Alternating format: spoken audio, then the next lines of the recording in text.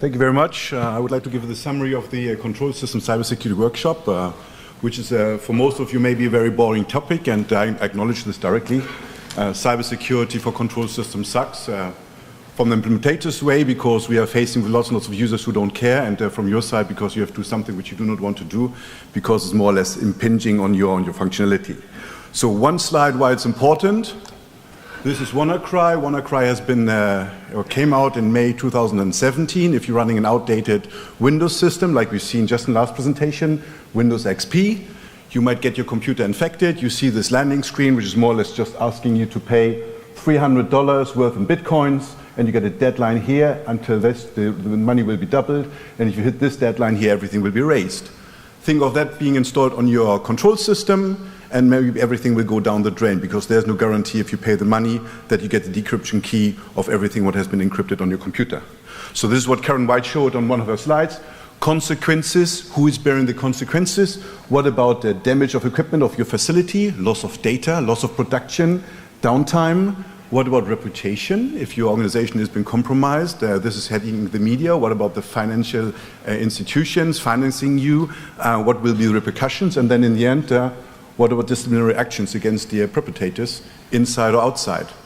So there are means and principles to do this. So, and Alba has presented on the workshop a very, very nice coordination body between the cybersecurity experts, the IT experts, and the control system experts. Because I believe, and I think this was also strong agreement on the workshop, that doing things together with IT in terms of cybersecurity protection is the most efficient, the most effective.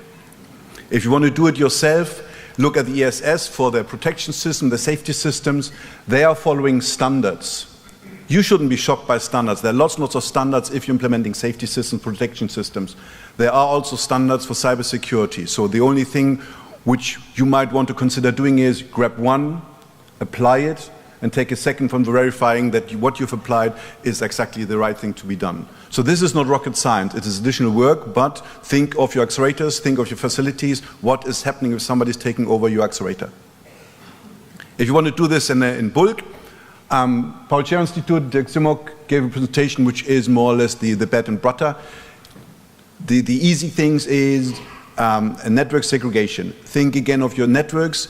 Do you segregate between your beamlines? Do you segregate between your office network? Do you segregate between your operation network for the accelerators, between different accelerators? How do you do this between different systems, vacuum compared to cryo, compared to cooling ventilation? Do you have islands? Do you control the communication between all of those different islands?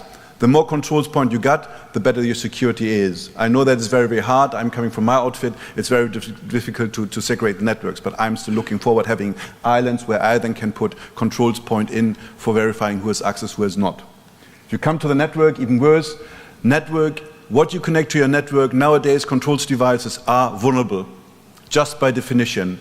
We had a student presenting, Pascal Oza, who is studying Internet of Things devices, TVs. He was looking for Ethernet converters, I can't read this, thermometers and other things, web cameras, and they all come vulnerable. So you got vulnerable devices on your network, which means that somebody taking them over, they can impinge on the rest of your control systems.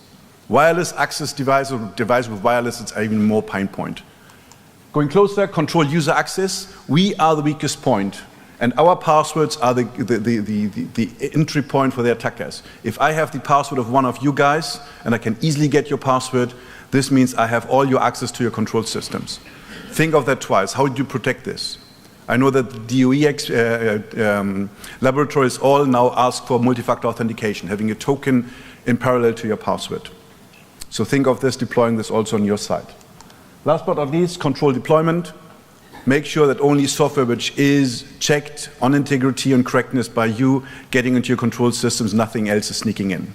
So this was the workshop in something like 4 minutes and 20 seconds. I'm running already 20 seconds, it's Friday, so apologies for this. We had 50 participants. This is a new record, at least for me. 10 very, very interesting talks, 3 awesomely lively discussions. If you want to go for the agenda, all the talks can be found here.